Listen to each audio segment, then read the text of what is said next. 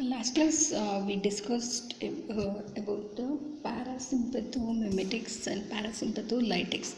Parasympathomimetics means it's also called cholinergic drugs because they mimic the action of neurotransmitter acetylcholine. When I say parasympatholytics are anticholinergics, these drugs they block the action of acetylcholine. Mainly we studied in anticholinergic atropine. It blocks all the subtypes of muscarinic receptors.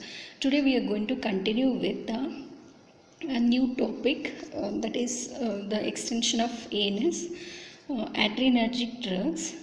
These are also called sympathomimetic drugs because in adrenergic nervous system, norepinephrine or noradrenaline is the neurotransmitter.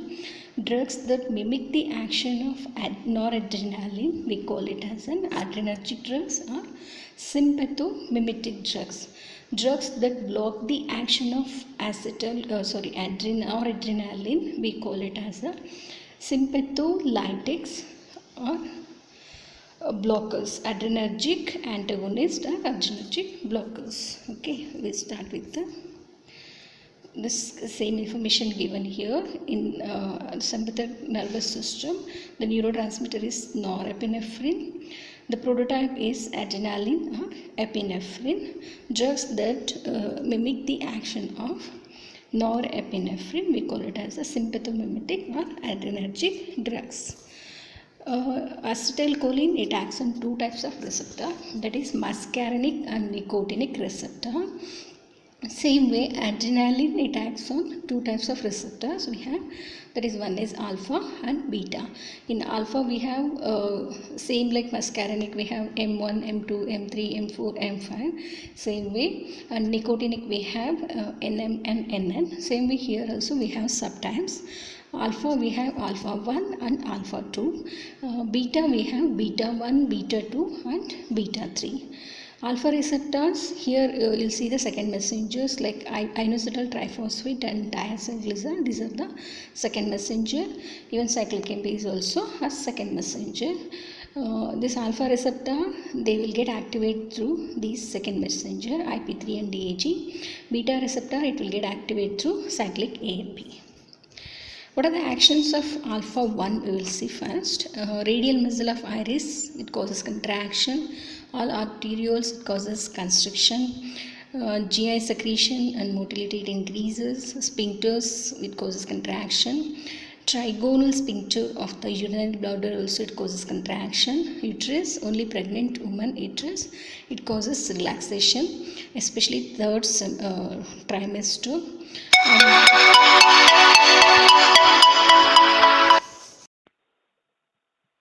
Hello. Hello. Radial muscle, uterus, pregnant woman uterus, it causes relaxation.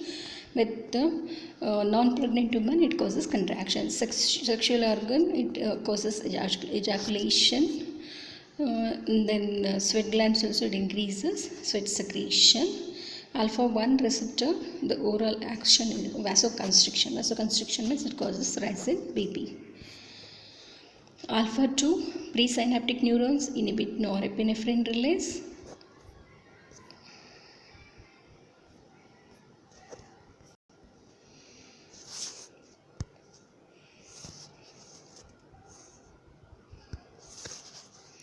Presynaptic neurons that inhibit norepinephrine release.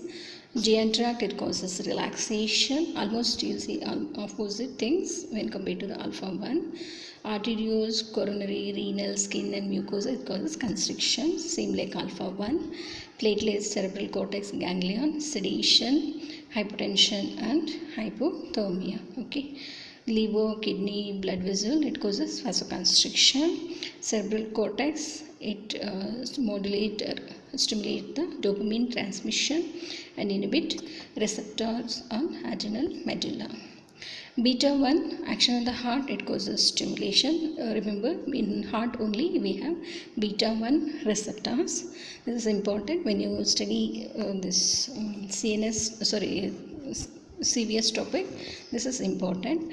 Juxtaglomerular apparatus of the kidney, it will stimulate that and causes release of renin. Fat cells, it causes thermogenesis. Genesis means synthesis of heat.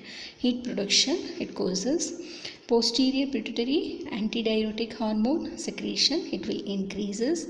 If ADH is more means, again diuretic topic, it is important. When ADH secretion is more means urine will be very much concentrated urine will occur. Urine formation will occur. Beta 2 receptors, arterioles, it causes dilatation. When there is an arteriolar dilatation means that causes fall in BP. Alpha 1 receptor action rise in BP, but alpha 2 receptor action, beta 2 action is dilatation or fall in BP. All smooth muscle, it causes relaxation. Beta 3 they are present only in adipocytes. They causes lipolysis, breakdown of triglycerides into free fatty acid, and so the breakdown causes synthesis of heat or heat production will occur. That's why this beta 3 agonist we are used for obesity treatment also. This just given how they will synthesize and all, you can go through that. Coming to the classification, based on the we have three different types of classification. One is based on the chemical structure. They classified into catecholamines and non-catecholamines. We'll look of the difference. Hydroxyl group at third and fourth position. In non-catecholamines, there is no hydroxyl group. Catecholamines act directly on the receptor, alpha and beta receptor, they directly act. These non-catecholamines, first they act on the, or they'll stimulate this adrenergic or sympathetic nervous system. In sympathetic nervous system, it has to release norepinephrine, the neurotransmitter. Then the neurotransmitter act on alpha and beta receptors. Not effective orally.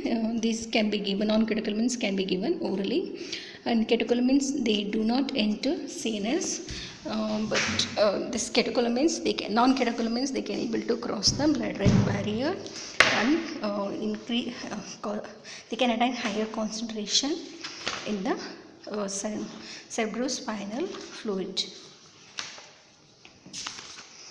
Okay, and catecholamines, there is no tachyphylaxis, but non-catecholamines causes tachyphylaxis.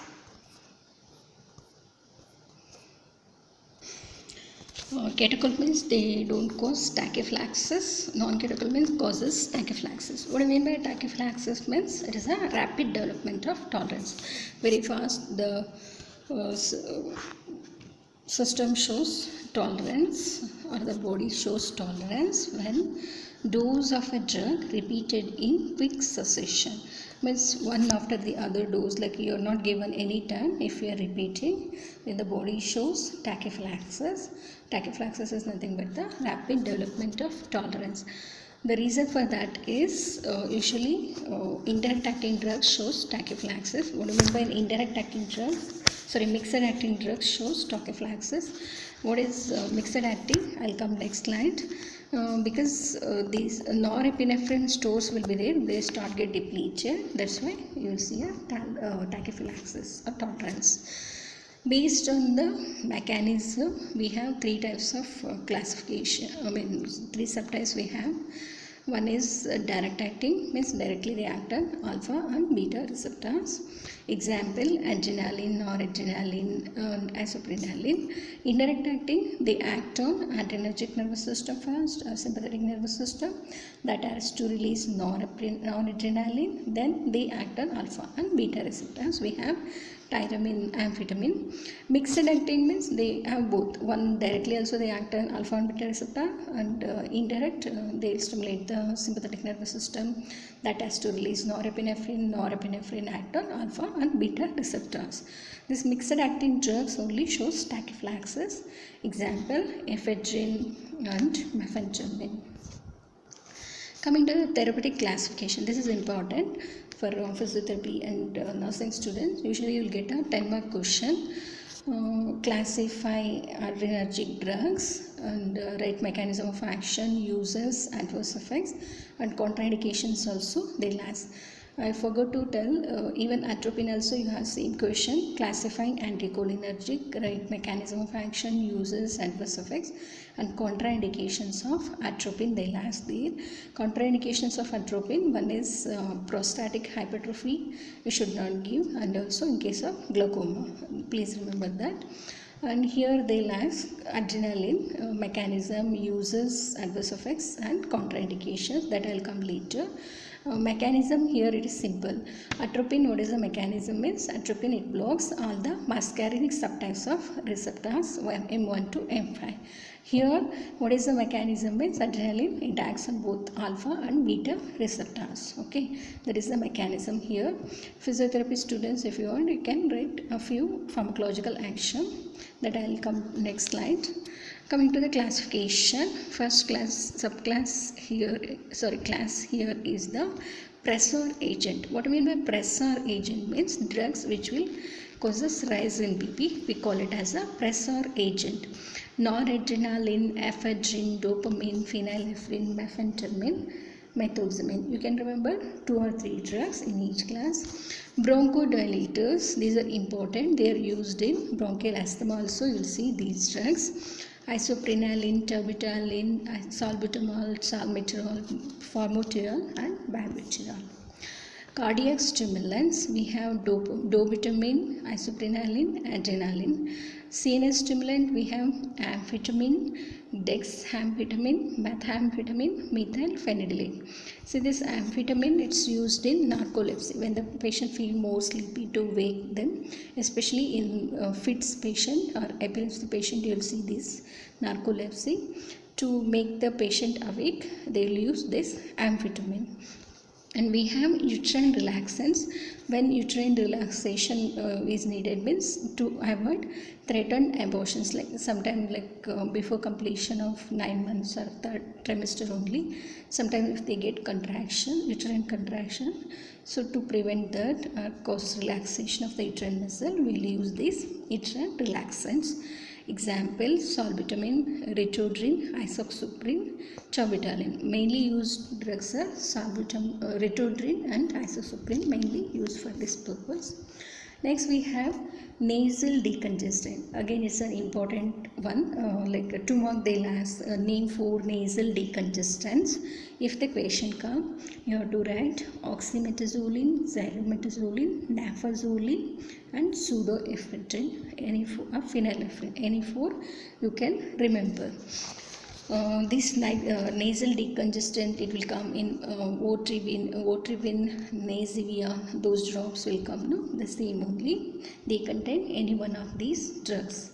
The last class is the anorexant. Anoretics or anorexians means they causes loss of appetite, like the patient won't feel like to eat something. Where you need this drug again, these kind of drugs means in case of obesity, to treat obesity you can use this. Mainly used one is the sibutramine. It's under clinical trial. These also have that property, anorexian property, amphetamine, phenfluramine. Okay. This given synthesis of catecholamines, this is not important, just for your reference you can go through. I'll continue with the next slide PPT. Thank you.